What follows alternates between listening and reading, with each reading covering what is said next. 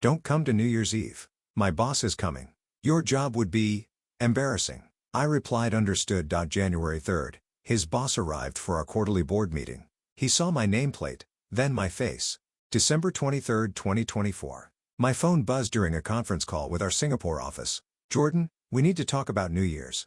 My brother Marcus' voice carried that particular tone. The one reserved for explaining why I wasn't quite good enough for something. I muted my video. What's up? So, Vanessa and I are hosting this year. Really stepping it up. We rented the penthouse at the Sterling, hired a private chef, the whole thing. He paused. My boss Derek Chin is coming. You know, the regional VP I've been telling you about.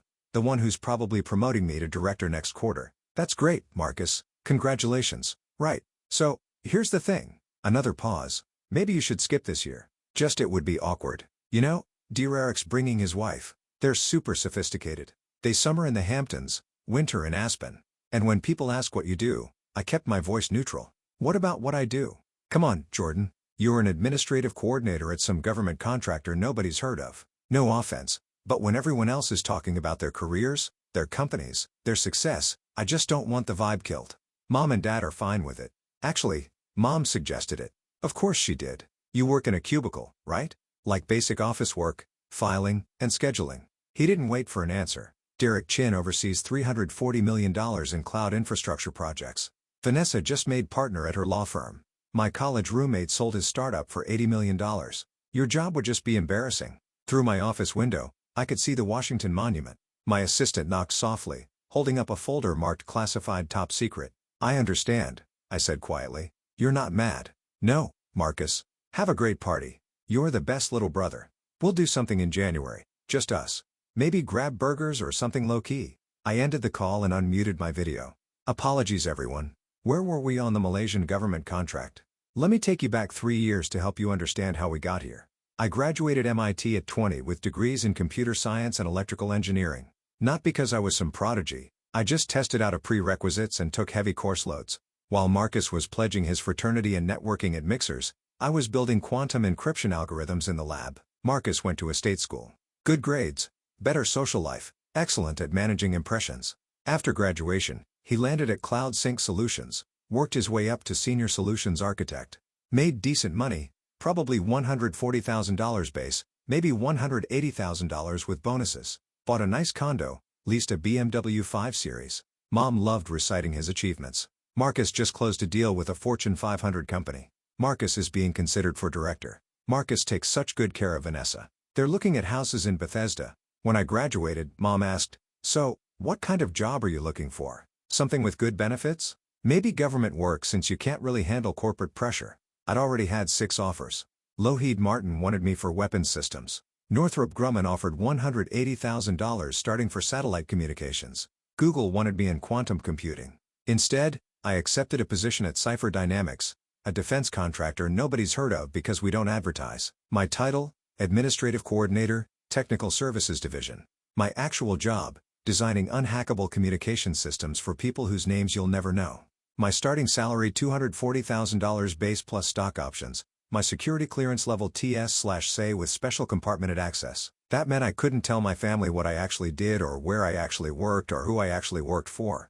Mom saw administrative coordinator and stopped asking questions. Marcus saw government contractor and made assumptions about beige cubicles and GS7 pay scales. Dad saw that I didn't lease a flashy car or wear designer suits and decided I was still figuring things out. I didn't correct them, partly because my NDA was ironclad, partly because I was curious how long it would take them to ask real questions.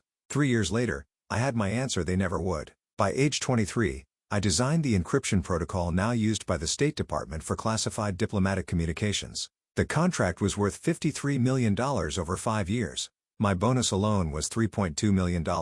I bought a house not in the suburbs, a restored Victorian in Georgetown that I purchased through an LLC. Paid cash. Property records showed DK Holdings LLC as the owner. My family never knew. I drove a 7-year-old Honda Civic. Wore clothes from J. Crew and Unilo. Kept my head down.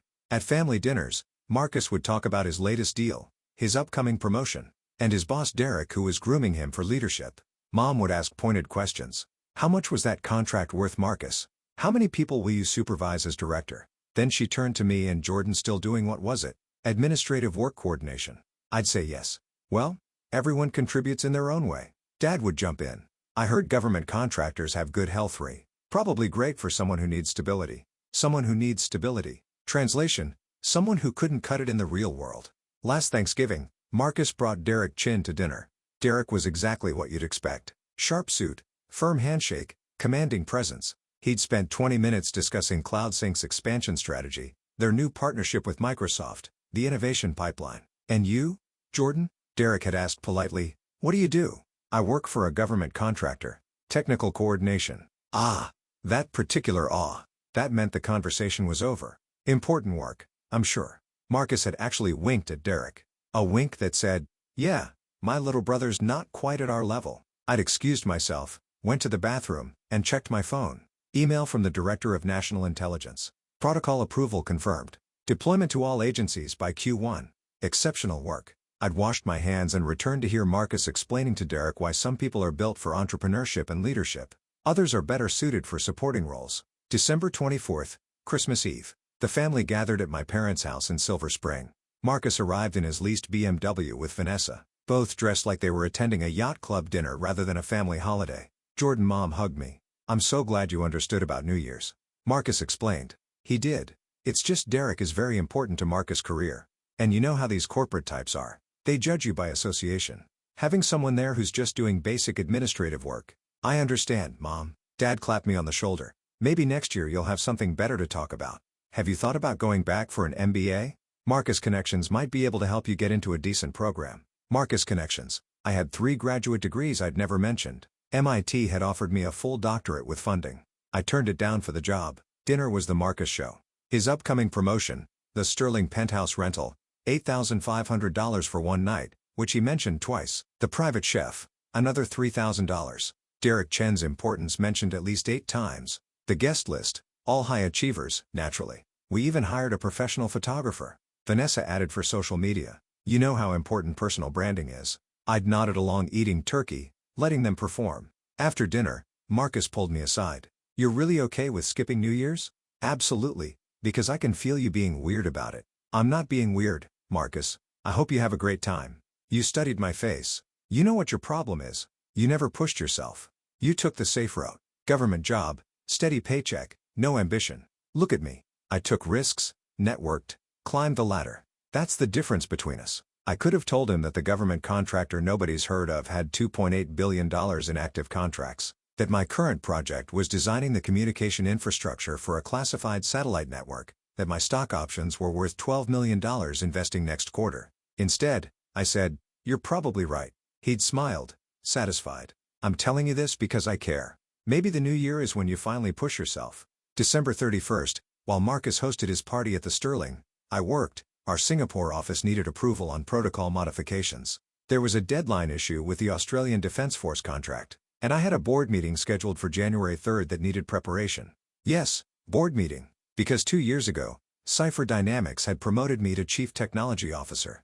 At 23, I became the youngest SUITE executive in the defense contracting sector. My salary jumped to $480,000 base. My total compensation package, including stock and bonuses, was $2.1 million annually. I also joined the board of directors, not as an observer. As a voting member with equity stake, I hadn't told my family, partly because of the security clearances. I genuinely couldn't discuss most of my work, partly because I was conducting an experiment. How long could successful people who claim to love me remain completely incurious about my actual life? 3 years. The answer was 3 years. At 11:47 p.m., my phone buzzed. "Marcus from the party. Happy almost New Year, bro. Sorry you couldn't make it. Derek just said I'm definitely getting director. Best night ever." I texted back, "Congratulations. Well deserved." At midnight, I toasted with my cat, reviewed the Malaysian contract one more time, and went to bed. January 2nd. My assistant Sarah knocked on my office door. "Your 2 p.m. is here early." Derek Chin from CloudSync Solutions. I looked up from the classified brief I was reviewing. "Derek Chin. Sir, he's your brother's boss, right?" He seemed anxious when he saw the board meeting agenda and realized you're the CTO he'd be presenting to. "Give me 5 minutes. Offer him coffee." I pulled up CloudSync's file. They were pitching to become our cloud infrastructure vendor. A 3-year contract worth $127 million. Derek Chin was leading the pitch. He'd scheduled this meeting 6 weeks ago, long before Marcus' New Year's party. I checked the materials Derek had submitted. Impressive presentation, solid technical specs, competitive pricing, but I'd also done my homework on cloud sync security protocols. There were gaps, significant ones. Nothing that would matter for a regular commercial client, but for classified defense work, unacceptable. I bust Sarah. Send him in. Derek Chin entered my office with the confidence of a man who'd closed deals with Fortune 500 companies. He wore a $3,000 suit, carried a leather portfolio, extended his hand with a practiced smile. Mr. Kim? Thank you for. He stopped. His eyes went from my nameplate, Jordan Kim, Chief Technology Officer, to my face. The color drained from his skin. You're Marcus's brother. I am. I gestured to the chair. Please sit. I've reviewed your proposal. He didn't sit. He stood frozen, processing the New Year's party, he said slowly. Marcus said his brother worked in. He said you were an administrative coordinator. I got promoted to CTO 2 years ago.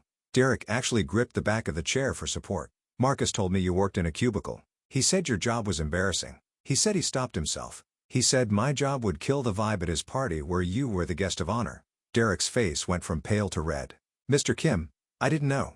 Marcus never mentioned that you were. Why would he? I'm just his little brother who took the safe route. No ambition, remember? I need to sit down. I let him. Poured water from the pitcher on my desk, waited while he composed himself. Should we discuss your proposal? I asked. Mr. Kim, I'm so sorry. If I'd known that you were Derek, I used my boardroom voice, the one that made generals listen. The party doesn't matter. Your proposal does. And unfortunately, I've identified 17 critical security vulnerabilities in your infrastructure design that make cloud sync unsuitable for classified defense contracts. His face fell further. 17. I turned my monitor so he could see my notes. Your encryption protocols are industry standard for commercial use, but we're not commercial. We handle communications that if compromised could destabilize governments. Your multi-factor authentication is good. Ours needs to be unhackable. Your data segregation is acceptable. We need absolute compartmentalization that your current architecture can't provide. Derek stared at the screen. We could modify. You'd need to rebuild from the ground up. The cost would eliminate your competitive pricing. And honestly, you don't have personnel with the security clearances required to even work on the modifications. He sat back. $127 million contract. Gone. I'm afraid so. Silence filled my office. Through the window, the winter sun glinted off the TOAC. Does Marcus know? Derek finally asked what you actually do. No. Why not? He never asked. Derek processed this. He talks about you sometimes, always with this condescension. My little brother's still figuring things out. Some people peak in school but can't handle the real world. I thought we all thought you were struggling. I know what you thought, Mr. Kim. I need to tell you something. Derek leaned forward. Marcus has been positioning himself for director. Part of his pitch to me was that he comes from a family of high achievers, that success is in his DNA. He specifically contrasted himself with you. Said having a brother who settled for mediocrity made him even more driven to excel. Use me as a cautionary tale. Perfect. He also, Derek continued, looking deeply uncomfortable, told me that he sometimes gives you career advice, tries to inspire you to aim higher. He did mention an MBA program. Jesus. Derek put his head in his hands. Mr. Kim Jordan, I'm so sorry. The way he talked about you at dinner at the party in the office. If I'd known you were a SEAL executive at one of the most elite defense contractors in the country, you would have what? Treated me differently. I would have stopped him from being so publicly disrespectful to someone who's accomplished more by 23 than most people do in entire careers. I almost felt bad for Derek. He looked genuinely mortified.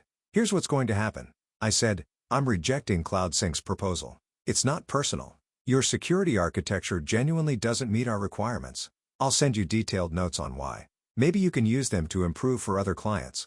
I understand. As for Marcus, that's between me and my family. What happened at your New Year's party, what he said in your office, that's not your responsibility. But the promotion he's expecting, is that based on merit or on assuming he'd bring in this contract? Derek winced. Partly the contract. He's good at his job, but landing Cypher Dynamics was going to be his big win. Proof he could close major deals. Then evaluate him on his actual merit, not on a contract he didn't close. Fair enough. Derek stood. For what it's worth, I think your brother is about to learn a very hard lesson about assumptions. January 3rd, 2 p.m. The quarterly board meeting. Our conference room seated 1815 board members, Co-Patricia Winters, CFO James Morton, and me. The room was designed to impress. Panoramic views. Technology that cost more than Marcus' annual salary. Furniture that whispered power. Patricia called the meeting to order. We LL start with Derek Chen's presentation, then move to contract approvals. Derek entered, saw me sitting at the head of the table in my board seat, and nodded professionally. He'd clearly processed everything overnight. Then Marcus walked in behind him. My brother was carrying Derek's materials, playing assistant. He wore his best suit, had a leather folder, looked ready to impress. He saw the board members, saw the room, saw Derek take a seat at the presentation end. Then he saw me. I watched his brain try to process it. His little brother Jordan sitting at the board table in a $4,000 Tom Ford suit I'd bought specifically for board meetings with a nameplate that read Jordan Kim C. board member. The leather folder slipped from his hands. Marcus Dirk's voice was quiet. "Why don't you wait outside? You said I could observe the pitch. You said it would be good experience for plans changed. Please wait outside." Marcus didn't move. He was staring at me like I was a hologram that might disappear. "Hi, Marcus," I said calmly. This is you work here?" "I do." "You're on the board." "I am." Patricia intervened. "Mr. Kim, is there a problem?" "No, ma'am." "Derek, should we proceed?" Derek's presentation was professional despite the circumstances. He acknowledged that CloudSync's current infrastructure didn't meet our security requirements. He thanked us for considering them. He accepted the rejection with grace. Marcus stood against the wall the entire time, face cycling through colors like a malfunctioning traffic light. When Derek finished, Patricia said, "Thank you for your time. Jordan will send detailed technical notes." As they left, Derek put a hand on Marcus's shoulder, guiding him out. My brother looked back at me once, his expression unreadable. The meeting continued. We approved the Malaysian government contract $340 million over 7 years. Discussed the Australian Defence Force expansion. Reviewed my proposal for a new quantum-resistant encryption protocol that would cost $89 million to develop but could be licensed to allies for potentially $2 billion in revenue. Patricia asked me to stay after. "That was your brother?" "Yes, ma'am.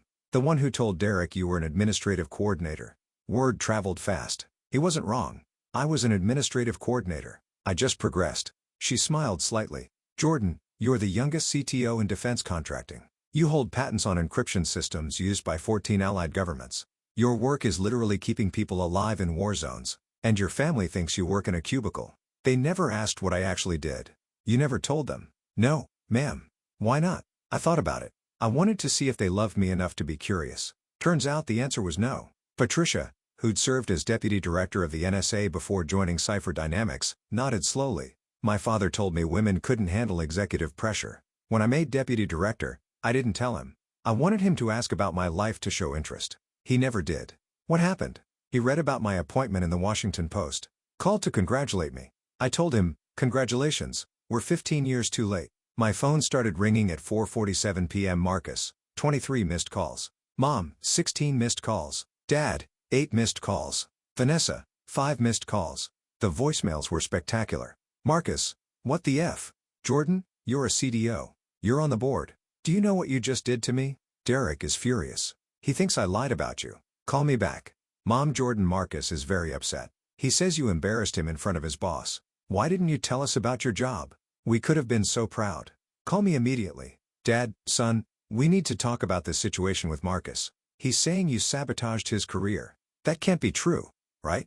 I didn't call back. Instead, I finished my work, had dinner with my actual friends, colleagues who knew exactly what I did and were impressed by it, and went home to my Georgetown house. At 9:30 p.m., my doorbell rang. Marcus stood on my porch, Vanessa behind him. He looked like he'd aged 5 years in 7 hours. We need to talk. I let them in. Vanessa immediately started examining my house. The original woodwork I'd restored, the art I'd collected, the furniture that cost more than her law firm's salary suggested she could afford. How long? Marcus asked. How long what? How long have you been CTO? How long have you lived here? How long have you been whatever you are? CTO for 2 years. Lived here for 3. Been designing classified communication systems since I graduated MIT. MIT? You went to MIT? I did. Vanessa was looking at a photo on my bookshelf. Me with Patricia Winters and the Secretary of Defense at a White House ceremony. Is that the president? Former president? That was 2 years ago. Marcus sat down heavily. You let us think you were a failure. I let you assume there's a difference. You never corrected us. Marcus, you never asked. In 3 years, you never once said, hey Jordan, tell me about your actual work. You saw my title and made assumptions. You decided I was embarrassing. You uninvited me from New Year's because my job would kill the vibe. I didn't know. You didn't want to know. None of you did. It was easier to have a family failure to contrast yourselves against. I was your cautionary tale. Vanessa cut in. This is vindictive. You deliberately made Marcus look bad in front of his boss. No. Derek scheduled that meeting 6 weeks ago to pitch his company for a contract. I reviewed the proposal and rejected it based on technical security requirements that Cloud Sync cannot meet. That's my job. Marcus being there was coincidence. Marcus snapped. You knew he worked for Derek. You could have warned me, prepared me like you warned me before on inviting me from New Year's. Like you prepared me before telling Derek I was embarrassing. You had no answer for that. Here's what's actually happening, I continued. You're upset because your carefully constructed narrative just collapsed. The brother you used to make yourself look ambitious is actually more successful than you'll probably ever be. The job you mocked pays 4 times what you make. The life you assumed was mediocre is extraordinary. And you have to reconcile that with 3 years of condescension. Jordan, I wasn't hiding from you, Marcus. I was watching. Watching to see if anyone in this family loved me enough to ask real questions about my life, to show genuine interest, to treat me like someone worth knowing beyond your assumptions. That's not fair, Vanessa said. You deliberately deceived. I never lied once. Every single time someone asked what I did, I said, technical coordination for a government contractor. That's accurate. I just didn't elaborate because nobody asked me to. Marcus's phone buzzed. He glanced at it and went pale. Derek wants to see me tomorrow morning first thing. Good luck with that. Jordan, please. Can you call him? Tell him this was a misunderstanding. Tell him I didn't know. Why would I do that? Because I'm your brother. Am I? Because brothers usually invite each other to New Year's. Brothers don't call each other embarrassing. Brothers ask about each other's lives. Vanessa stood. This is cruel. You're punishing him for a simple mistake. It wasn't a mistake. It was a pattern. A 3-year pattern of dismissal, condescension, and disinterest. And I'm not punishing anyone. I'm just done pretending it doesn't matter. They left. Marcus looked broken. Vanessa looked furious. I poured a bourbon, Pappy Van Winkle, $23, $350 a bottle, and sat in my living room. My phone buzzed. I answered. Jordan, Michael Kim. What is going on? Marcus just left here in tears. He said, You've been lying to us for years. I haven't lied about anything, Mom. You let us think you were struggling. You let us worry. You never worried. Mom, you were embarrassed. There's a difference. How dare you? Mom, when's the last time you asked me about my day, my work, my life? Not made assumptions, actually asked. Silence. You can't remember because you never did. For 3 years, you've been content to believe I was your disappointing son. It made Marcus look better by comparison. It made you feel like at least one of your children lived up to your standards. That's not true. Then what do I do, Mom? Specifically, what is my job? You work for a government contractor. Administrative work. I'm the Chief Technology Officer of Cipher Dynamics. I design encryption systems for the U.S. government and 14 allied nations. I hold 6 patents. I have a TS/SAE security clearance. I make $2.1 million a year. I've briefed the Secretary of Defense personally. I own a $3.7 million house in Georgetown. And none of you knew because none of you cared enough to ask. I could hear her crying. Jordan, please. We didn't know. If you just told us, I wanted you to want to know. I wanted you to see me as someone worth knowing. But I was never going to be Marcus, the charming one, the networker, the golden child. So, you wrote me off. What do you want from us? Nothing, Mom. I genuinely want nothing. I have colleagues who celebrate my achievements. Friends who ask about my work, a life you know nothing about because you never asked. I'm done auditioning for a family that already decided I wasn't worth the effort. January 4th. Derek fired Marcus not for the lost contract, for misrepresenting himself, for using his failure brother as a narrative tool in his self-promotion, for creating an environment where Derek had participated in mocking someone who turned out to be a SEAL executive at a company Derek wanted to do business with. It showed catastrophic judgment, Derek told me when he called to apologize again, and it made me complicit in disrespecting you. I can't have someone with that kind of judgment representing CloudSync. I felt nothing. No satisfaction, no revenge, just nothing. Mom called 6 times. Dad called twice. Marcus sent 43 texts ranging from apologetic to furious to desperate. I didn't respond. January 15th, I was offered a position as Chief Innovation Officer at Lockheed Martin. $3.8 million total compensation. Equity stake, a role that would make me one of the most influential people in aerospace defense. I accepted. My letter of resignation from Cipher Dynamics was gracious. Patricia understood. Your family? She asked. What family? March 2025. Mom and Dad showed up at my house. I almost didn't answer the door, but curiosity won. Jordan. Mom looked smaller than I remembered. We've been trying to reach you. I know. Can we come in? I let them in. Dad stayed quiet while Mom talked. We were wrong about everything. We made assumptions. We didn't ask questions. We took you for granted. You're right. We were proud of Marcus and embarrassed by what we thought was your failure. We're sorry. Okay. That's it. What else do you want me to say, Mom? We want another chance. We want to be part of your life. We want to know you. I looked at them. These people who'd raised me but never really seen me. Here's the thing about being invisible. I said, you get used to it. You build a life without witnesses. You learn that your achievements matter whether or not they're acknowledged. And eventually, you realize that needing validation from people who've proven they won't give it is a waste of time. So that's it. Dad finally spoke. You're just cutting us off. I'm not cutting you off. You're welcome to read about me in Defense News or Forbes. I'm sure my appointment at Lougheed will make the trades, but a relationship that requires history, trust, mutual respect. We don't have that.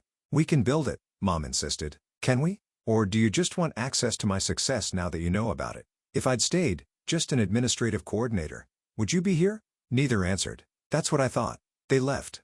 Mom cried. Dad looked angry. I felt nothing. Forbes September 2026 issue.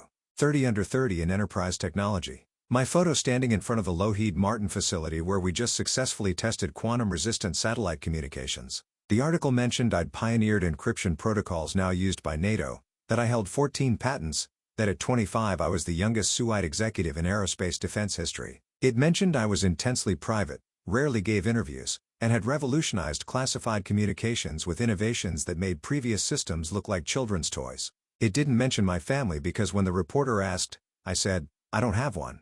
Marcus tried to connect on LinkedIn. I declined. Mom sent the Forbes article to distant relatives with a note. So proud of Jordan. I never responded. At my housewarming party, I'd bought a second property in McLean for $4.2 million. My colleagues toasted me. Patricia was there. The Lockheedio, 3 senators, the former Secretary of Defense. Someone asked if my family was coming. This is my family, I said, gesturing to the room. The people who saw what I was building and cared enough to be part of it. Later on my terrace overlooking the TOAC, Patricia asked, any regrets? I thought about Marcus at that board meeting. His face when he realized what I was.